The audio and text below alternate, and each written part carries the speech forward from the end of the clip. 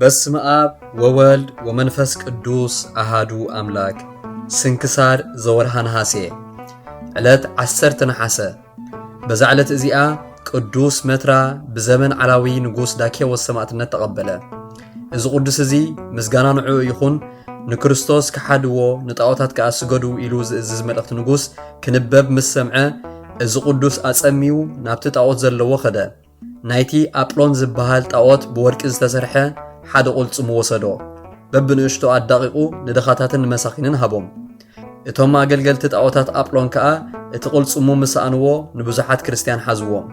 በቲ ግዜቲ ድማ ቅዱስ መትራ ባዕሉ ናብ ገዛኢ ኸይዱ ኣብ ቅድሚኡ ናይቲ ርኹስ ኣጵሎን መዝራይት ቅልጽም ዝሰረቕኩ ኣነ እየ ኢሉ ተኣመነ። ንደኻታት ከዓ ሂበዮም ኣለኹ በለ። በቲ ግዜቲ ኣዝዩ ብርቱዕ ዝኾነ ቅጽዓት ቀጽዖ። ካብኡ ድማ ኣብ እቶን ሓዊ ደርበይዎ። ጎይታና ድማ ኣድሓኖ። ብዘይገለ ጉድለት ጥዑይ ገይሩ ኣውፅኦ። ካብኡ ኣእዳውን ኣጋሩን ቆረጽዎ። ስጉኡ ብሓዊ ጠቢሶም ከዓ ኣብ ዕንፀይቲ ቁልቁል ኣፉ ሰቐልዎ። ካብ ኣፍንጭኡ ብዙሕ ደም ናብ ምድሪ ክሳብ ዝውሕዝ ኮነ። በቲ ግዜቲ ድማ መልኣኽ እግዚኣብሔር ወሪዱ ካብ ማእሰሩ ፈትሖ፣ ካብ ስቕለት ኣውረዶ። ስጋኡ ዳሲሱ ከዓ ኣቑሳሉ ኣሕወየሉ። ሓደ ዕውር ሰብ መጸ። ካብቲ ብኣፉን ብኣፍንጭኡን ንቅዱስ መትራ ዝውሕዝ ደም ወሲዱ ኣዒንቱ ቀበ እሞ ንግዚኡ ረኣየ። እቲ ገዛኢ ብምስቃዩ ምስ ደኸመ ርእሱ ብሰይፊ ቆርጽዎ ኣዘዘ። ተሰይፉ ከዓ ኣኽሊል ሰማዕትነት ተቐበለ። ካብ ስጋኡ ድማ ብዙሕ ተኣምራትን መንክራትን ተረኣዩ። ብዙሓት ሕሙማት ከዓ ካብኡ ፈውሲ ረኸቡ። በረኸቱ ምሳና ይኹን ንዘለዓለም ዓለም ኣሜን። ሰላም ለመትራ መዝራእቲ ኣጵሎን ሰሪቆ ላዕለ ነዳያን ዘረወ ወላዕለ መስኪናን ወርቆ ወሶበ ኣምነ ዘንተ ዘከመ ገብረ በተሳልቆ በብዙህ ምንዳብየ እምድህረ ገዛኢ ኣጻቆ በኣፈ መጥባይ ተፈጸመ ወሰለጠ ጽድቆ። ሰላም ንመትራ ቅልጽም ኣጵሎን ሰሪቁ ኣብ ልዕሊ ድኻታት በተኖ ንመሳኺን እውን ወርቁ ዝገበሮ ኣመነ ኣብ ጣዖታት ተሳሊቑ ብብዙሕ ስቓይ ገዛኢ ኣሸገሮ ጠዊቑ ጠዋዊቑ ብብልሒ ካራታት ፈጸመ ኣስለጠውን ጽድቁ። በዛ ዕለት እዚኣ ቅዱስ ሓርስጥፎሮስ ብዘበን መክስምያኖስ ክሓዲ ሰማዕትነት ተቐበለ።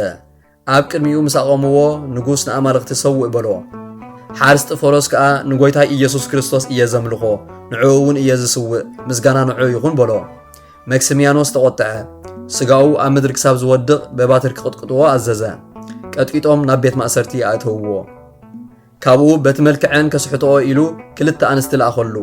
ንሱ ከዓ ሃይማኖት ክርስቶስ ምሂሩ ኣእመነን። ናብ ንጉስ ተመሊሰን ምስ ረኸበን እንታይ ገበርክን በለን እሞ ንሰን ከዓ ንሕና ብኣምላኽ ቅዱስ ሓርስጥፎሮስ ብክርስቶስ ኣሚንና ኣለና በለኦ። ንጉስ ምስ ሰምዐ ነታ ሓንቲ ኣብ ክሳዳ እምነ ኣሲሮም ንቁልቁል ክሰቕልዋ ኣዘዘ። ነታ ካልአይቲ ከዓ ኣብ ዕንፀይቲ ሰቒሎም ብሓዊ ክቃጽልዋ ኣዘዘ። ብኸምዚ ዝበለ ሞት ሰማዕትነትን ፈጸማ። ንቅዱስ ሓርስጥፎሮስ ከዓ ብዙሕ ዕንፀይቲ ኣኪቦም ኩምራ ገበርዎ እሞ ኣቃጸልዎ። ኣእዳውን ኣእጋሩን ብእስሩ ናብኡ ደርበይዎ። ነገር ግን እቲ ሓዊ ኣይተንከፎን። እቶም ህዝቢ ነዝሪኦም ብጎይታና ኣመኑ። ንጉስ ከዓ ንኹሎም ቀተሎም። ኣእላፋት ሰባት ብሰማዕትነት ሞቱ። ኣኽሊል ሰማዕትነት ከዓ ተቐበሉ። ደጊሞም ከዓ ብሓዊ ዘርሰንዎ ናይ ሓፂን ጫማታት ኣምፁ። ነዚ ቅዱስ ከዓ ኣብኡ ኣቆምዎ። ወላ ሓንቲ ከዓ ኣይተንከፎም።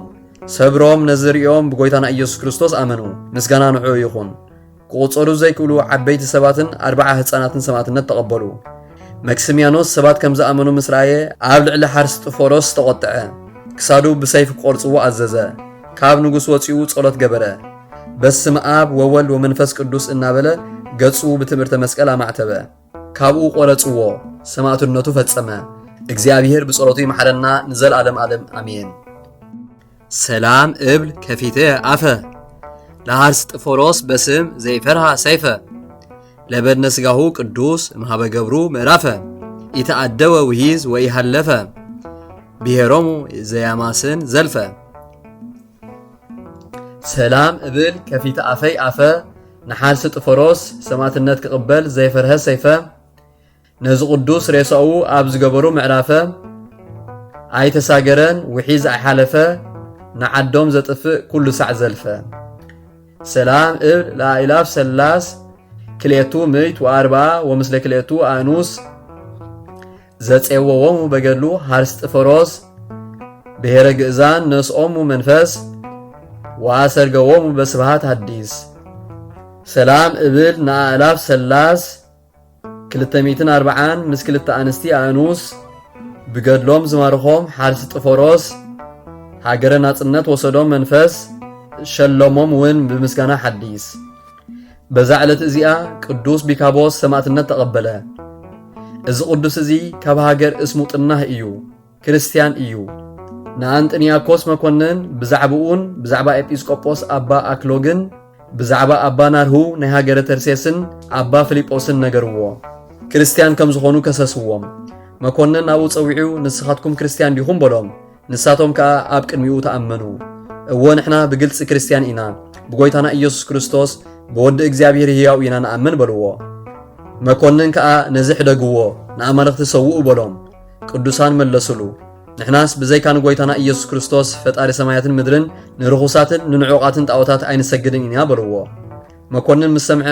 ኣዝዩ ተቆጥዐ ዓብይ መቕፃዕቲ ቆፅዖም ንቅዱስ ቢካቦስ ከዓ ብሓፂን ኣሰርዎ ኣብ መንኮርኮር እተውዎ ንቁልቁል ሰቂሎም ኣካላቱ ቆራርፅዎ ጎይታና ከዓ የጽንዖ ይዕግሶ ብዘይገለ ጉለት ከዓ ጥዑይ ገይሩ የተንስኦ ነበረ ብድሕርዚ ነዚ ቅዱስ ምስ ብዙሓት ሰማዕታት ናብ ሃገረ በርሙን ሰደዶ ኣብ መርከብ 27 መዓልታት ገበሩ በተን መዓልታት እቲአን እኽሊ ኣይበልዑ ማይ ኣይሰተዩ ኣብ ሃገር በርሙን ምስ በጽሑ ዓብይ መቕፃዕቲ ቆፅዕዎም ወሲኾም ንቅዱስ ቢካቦስ ስጋኡ ብማሕፀ ቆረፅዎ በዚ ሞት እዚ ሰማዕትነቱ ፈጸመ ኣኽሊል ሰማዕትነት ተቐበለ ሓደ ኣማኒ ሰብኣይ ካብ ሃገር በርሙን መጺኡ ናይዚ ቅዱስ ሬሳ ወሲዱ ብጽቡቕ ኣልባሳት ገነዞ ናብ ሃገር እስሙጥናህ ከዓ ወሰዶ ኣብ እዋን ስቅያቱ ቁፅሪ ዘይብሎም ብዙሓት ሰማዕትነት ተቐበሉ ሰማዕትነቱ ኣብ ዝፈጸመሉ ድማ 95 ነፍሳት ምስኡ ሰማዕትነት ተቐበሉ ንቅዱስ ቢካቦስ ጽብቕቲ ቤተ ክርስቲያን ሃነጽሩ ስጋኡ ከዓ ኣብኣ ኣንበርዎ ካብኡ ከዓ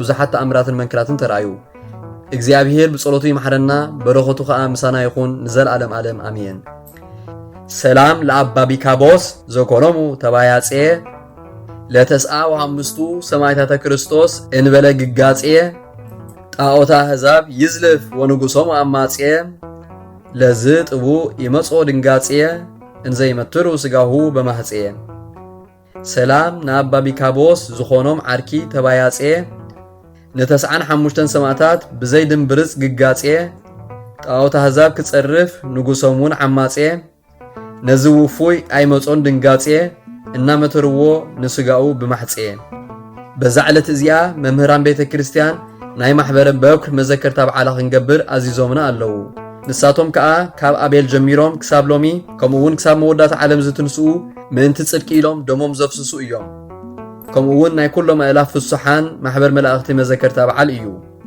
እግዚአብሔር ብጸሎቶም ይምሐረና ንዘለዓለም ዓለም አሜን ሰላም እብል ቺያክሙ ማህበረ እንፈሪሳውያን ቅድመ ወመንጀላውያን ድህረ ፍሱሃን አላፍ እለ ተሳተፍኩሙ ክብረ ጽዮናሃ በጺሃክሙ ሃገረ በጸሎትክሙ ዝክሩነ ወትረ ሰላም እብል ንዓኹም ንማሕበር ቅድም ካብ ፈሪሳውያን ካብ ወንጌላውያን ውን ደሓር ፍሱሃን አላፍ ዝተኻፈልኩም ክብር ኣብ ጽዮን መንግስተ ሰማያት ዝበጻሕኩም ሃገር ብጸሎትኩም ዘክሩና ዘወትር ዘቕረብክዎ ማህሌት ኣዘኻኺራ ኣላፍ ካብቶም ኣዘውቲሮም ዘገልግሉኻ ኩሉ ግዜ ብዘይ ምዕራፍ እንዳኸንብብ ተቐበል ናይ ድኽነተይ መጽሓፍ ዝገበርካ ጎይታ ናይታ መበለት መባእ ውኩፍ ካብ ዘእተውዎ ሃብታማት ናይ ሃብቶም ተረፍ ቅዱሳን ነቢያት ሃዋርያት ውን ሰባኽያን ሰማዕታት ምስ ጻድቃን ደናግል ከዓ መነኮሳት ውን ሄራን ባርኾት ባርኹ ማሕበር ዘቅድስት ቤተ ክርስቲያን ካብ ዝዓበየ ሽማግለ ክሳብ ዝነኣሰ ህፃን ንዝጸሓፎ ብመጽሓፍ ንዘጸሓፎ ውን ብምድራስ ንዘንበቦ ንዝተርጎሞ ብልሳን ሓዲስ ንቓልውን ዝሰምዐ ብእዝኒ መንፈስ